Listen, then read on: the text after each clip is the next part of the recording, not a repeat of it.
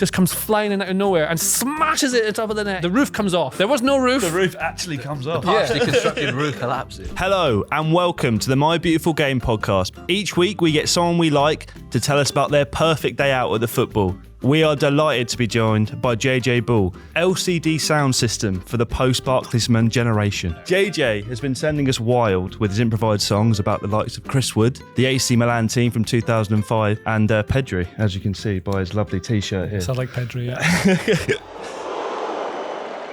What two teams are you going to go watch on your dream fantasy day out at the football? Well, you've got like AC Milan 2005. You've got Real Madrid with Ronaldo, Zidane, Guti, like all those. That would be a great one to watch.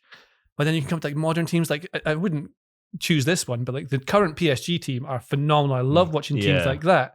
And I was thinking, well, like even like the World Cup final, that France Argentina game was perfect. It's a perfect kind of game. You want that. But actually, when you go to watch football, do you want to go and have a nice sort of day out with, just a little trip away and do all the things, or because it doesn't have the same like emotional connection as when you go and see the team that you love try and do something they shouldn't be able to do. Yeah. Therefore, I have to go with an Aberdeen team, I think.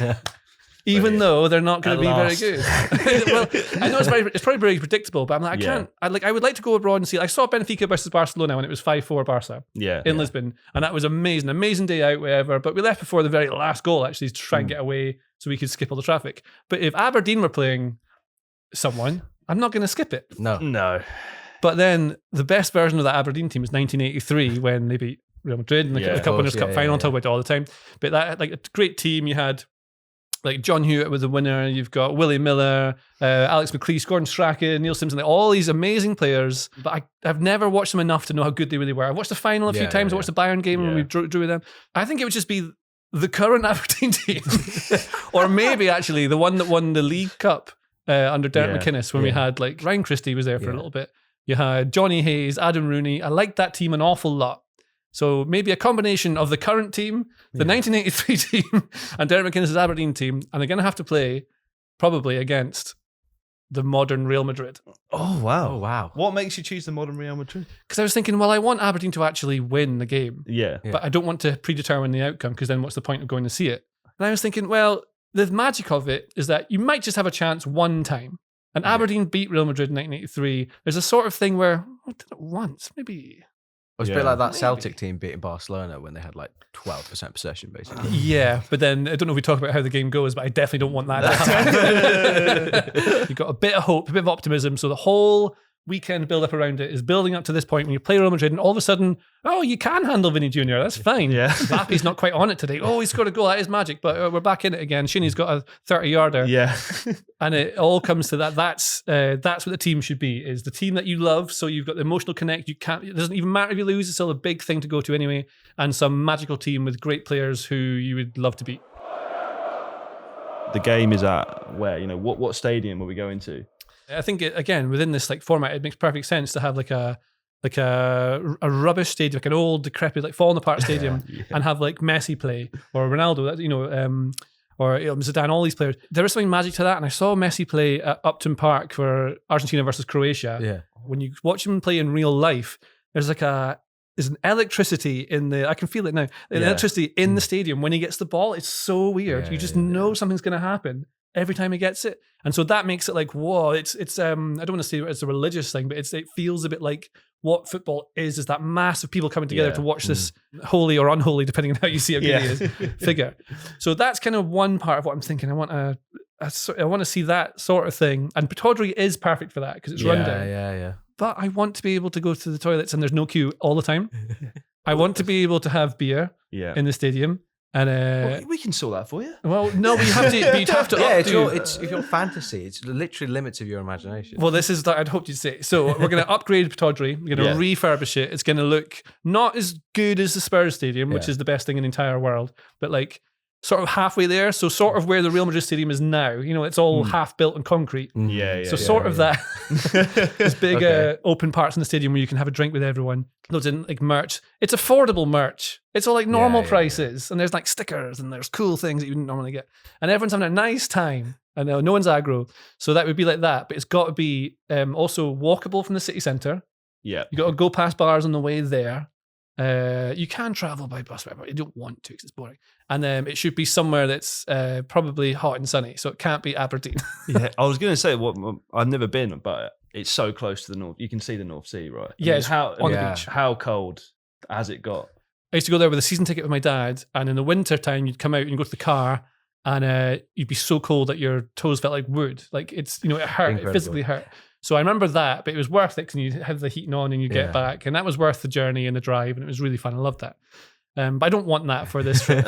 So like a modernized version of Pataudry, but it's got to be somewhere which is not where I'm from, so it's a trip away. Okay. I think so. It's got to be like we're going to like a European final. Yeah, that's what it's got to be. Right, okay. That's so in someone else's stadium, but it's like that. Have you been to Benfica before? No, I've been to Porto, but I've not been to Benfica. Been to Porto and Lisbon. Well, Portugal's obviously a lovely place. I think it might actually be in Lisbon. I think my dream thing might be in Lisbon because it's perfect for everything. It's got great bars. It's a nice, cool place. It looks nice. Before you go to the game, there's this like strip, and they put all these like vendors out, and they have they sell lager out of these things, and they've got vans with all burgers and stuff like that. But it's a whole strip just full of people who go there before the game. They pre-game there. It's so cool. Yeah. It's like I've got to have this whole pre-game bit before you go to the stadium and into the complex.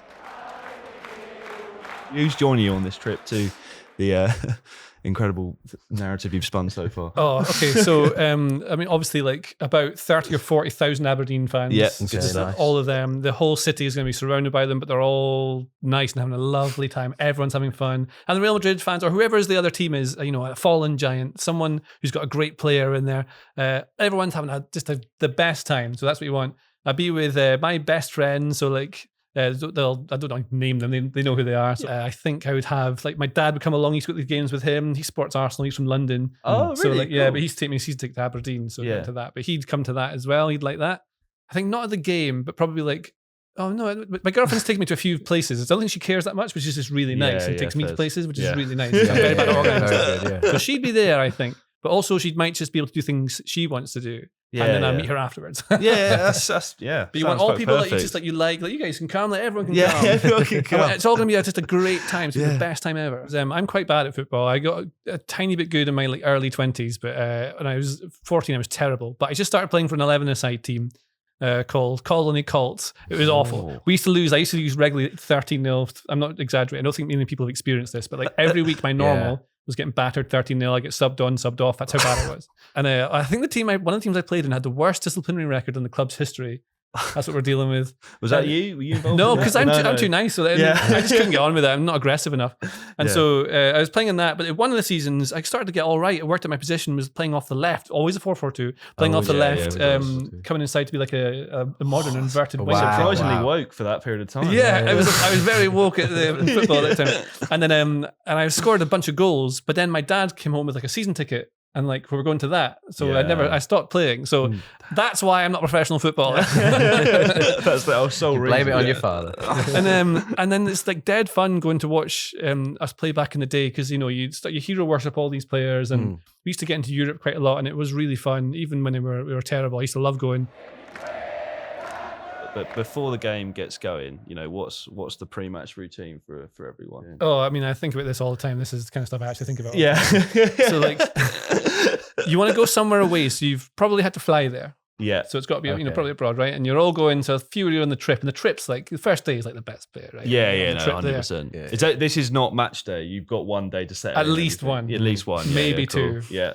So beforehand, we're all gonna like wake up and we're staying in like shared accommodation or maybe a nice hotel or something like that. Yeah. And then you go and have a sort of late brunch somewhere really decent that you found on like someone's told you about it and you go there and you can rely on that. You've been out for loads of beers the night before. It was great fun. You had the best time. You have that. You're feeling good. You start having some nice 4%ers. Yeah. You're doing that, but then you go to all these like pre-game bits. So there's all the fan zones, but all the bars are fan zones. So it's almost like being at the Fringe, in Edinburgh. Yeah. So it's like everything's like that, and it's all people having the best time. And there's things that aren't just football. There's like a little music gig going on, or there's like a comedy thing. You wander in. It's like the Fringe. That's what we're doing. Frankie Boyle's performing. Yeah, whoever. I don't care. I'm going to see them. I'm going to see the free ones. Are they good? I don't know. And then you're going to have fun with that. There's going to be like football merch places along the way selling all stuff you've never seen before. There was this cool place in Madrid in the middle of the bit where I was staying, and they had all just like cool retro merch that you'd never find. And then like in Napoli, in Naples, you've got all the Maradona stuff. Yeah, I want that. Yeah, brilliant. I want all that stuff. Like, people have drawn all these bits and pieces. That's all the stuff you want. And eventually you build and you work it up to the point where you go like, well, we should go to the game now, should we? Yeah. And you go there. Begrudgingly.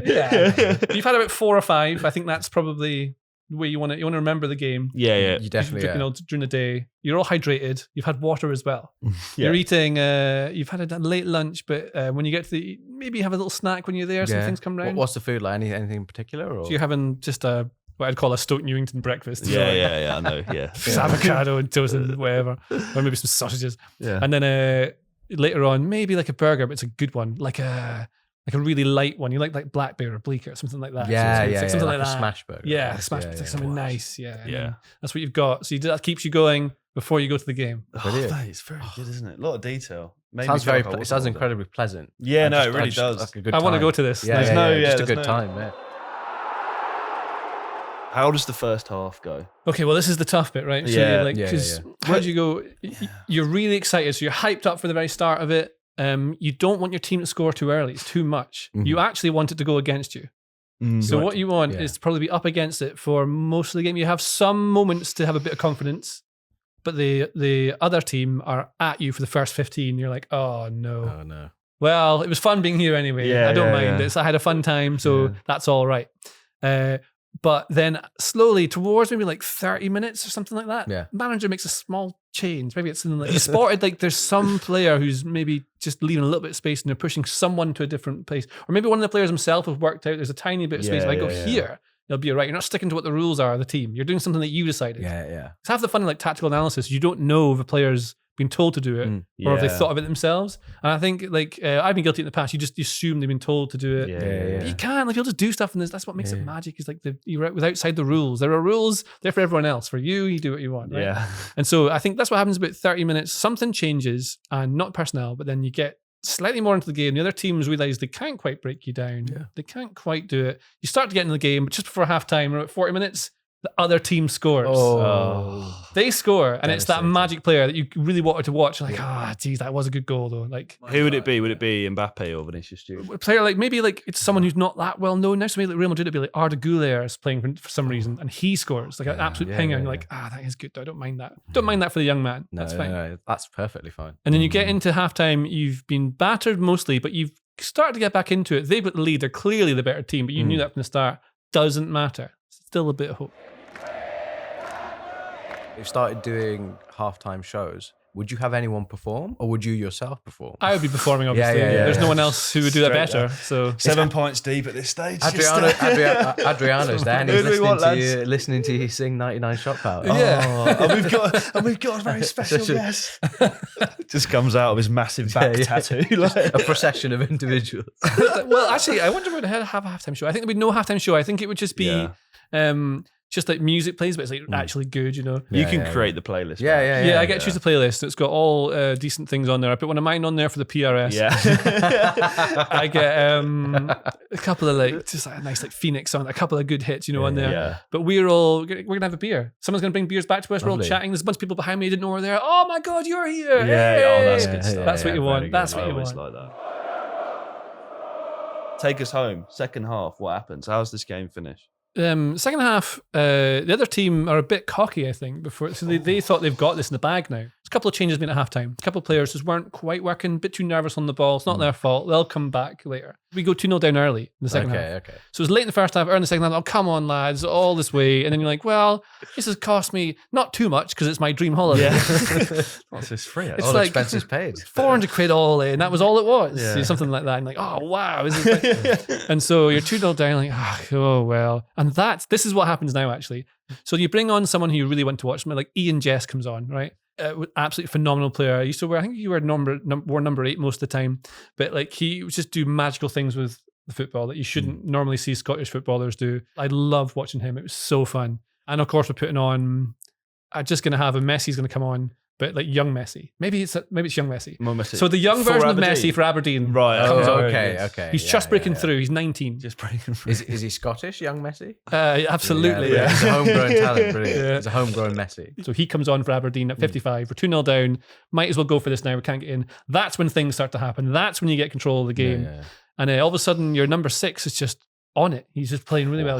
He's dropping in. He's controlling the game. They can't quite get near to him. It's because something the manager's done. He's pulled a number 8 somewhere to drag someone else away from him, and they can't figure this out. The other manager, he can't get it. He's flummoxed. He's bamboozled. It's too hot. Raising his eyebrow. Yeah, and out of nowhere, little Messi just goes past about 3, pings one in, like drills it low into the bottom corner, and everyone's like, "Whoa, amazing!"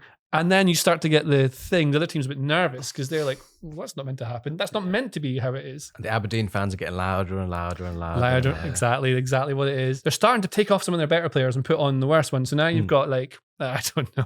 I'm going to name old Celtic Rangers players because that's what it's turned into. Yeah. We're playing them in the European Cup final. There's like, we're attacking. Someone takes a long shot from somewhere. The keeper parries it. And then Graham Shinney just comes flying in out of nowhere and smashes it at the top of the net.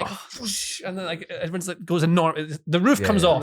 There was no roof. The roof actually comes off. Partially constructed roof collapses. It just falls back, and now we're just pure bright sunlight. We're around about, what's it, 4:30, like 4:45 on a Saturday or Sunday or a made-up day, one of the two in between. You're on holiday, so Sunday's basically your Saturday when you're on holiday. So maybe that. It's Sunday, but it's Saturday. That makes sense to me in my head. Yeah. Okay, good. Sense, That's fine. We're going back on Tuesday. Yeah. So then that happens, and then we go into extra time. Oh. First half of extra time, really quiet and calm. It's just too nervy. It's nervy now. Yeah. And you're starting to get we come this close. It'd be awful. I can't have it. You go through this horrible couple of halves of extra time, and there's a few shots, they go close a couple of times, like really close. In the second half of extra time, 121 minutes, little Messi. The Scottish Aberdonian he's Messi. back. He's from Inverurie. And he's going to the same school I went to, and he picks up the ball in midfield, and there's like just someone goes in for a tackle, he skips past him, he goes through him. You start to rise. You can feel the electric you get with Messi in real life. He starts running towards it, but there's too far to go. He takes it on the outside. Well, he's kind of gone now. He's gone. He's gone past another one. So 3 are out of position now, and he's going towards them through the middle of the thing, and you're thinking, he can't do this. Little double touch to go around another one, and the body feints like when Boateng falls over. Exactly like that. In fact, this is the exact goal. He scores the goal against Boateng. Yeah. He does that. He runs past him. You're like, how's that come from? How's he done that? It goes around him and then just dinks it over the keeper, and it goes in, and it's golden goal. Brilliant. And it is golden it's goal. not golden goal. It's not a golden. I was thinking Silver goal. that would be that would be 2-4. Yes, we've done it. We've done it. Yeah. You have to have more pain. Yeah. When you watch an awful team all of the time, you just don't expect to win anything. So when you do, it's like truly, truly magical. I'm sure you can enjoy things if you support big teams as well, but it's not the same. It's not the same. I'm better. So when you get to this point, you're 3-2 up. What a comeback! You can't believe this, but you need pain, and they're going to go close a couple of times. Definitely, I think, get a penalty. Ooh. And then up steps, it's going to be someone you don't want to take it. Lorenzo Amoruso. Yeah. So Amoruso, a nemesis from the 90s or 2000s, he steps up. You're like, please, no, this can't happen. He hits it too low, sort of midway height. Yeah. The goalkeeper, who is it? It's Jim Leighton. Jim Leighton dives, pushes it away. It's saved. We all go nuts. They'll surround the keeper. We've got it. And everyone just locks down. And we just lock down and defend heroically for about 5 minutes. And they can't get close to us. They've got corner, shot, nothing. Get to it. And finally, after it's like 5 minutes of added time, it said there should be 2. You got to have more pain. Eventually it goes. Everyone collapses, and that's it. And it's the best thing you've ever felt. You can't you'll never be able to explain how that feels to anyone ever. Like, everyone just goes nuts. Everyone's hugging each other. It's nice. You're like, yeah, here we go. And then you just have the best time ever. You get a little moment to yourself, and then all your friends and your close people around you are there, and that's the best thing that ever happens. Great. That's all happened. Brilliant. After the match, what are we doing? We're going nuts. Yeah, we're going nuts. We've got days to celebrate this. I mean, this is us. We might check our flights, see how long we can get extra. We don't know. We're all going to come outside the stadium. Everyone's going to be dancing about, having the best time. There's beer stalls outside. Everyone's like, here, have a beer. If people you don't know are handing you beers, like, it's the best time. The tank man's back, just spraying it. Whoever the hell, I don't care. And it's everyone's there, and it's like, families, and everyone's having a good time. And you're slowly having a bit of a dance outside, and then they've got decent music on outside as well, so it's obviously necessary. But you're walking back into the city, and you get back, and there's like a bar you want to go to, and you get in, and it's like it's already like, yeah, let's go with the tunes. You've got a mixture of absolute nonsense songs that you can like all the like football lad stuff, right? But everyone's having a good time. But then it turns out there's like you've gone into this venue you didn't even realize, and you've managed to get backstage almost. You're not backstage, but you're in this bit, and there's all these like amazing bands that are doing warm-ups for the big festival shows. There we go. So it turns out about 10 p.m. that night, the Hives are going to play. You're like, oh no, for half an hour, that's great. Yeah. And then Phoenix are going to play, LCD Sound System are going to play, and you stay out really late, you go home, it's still warm outside, you go home and have a beer outside in the hotel, like around the pool or something with some people that you really like. A couple of randoms you've just met, they're nice too.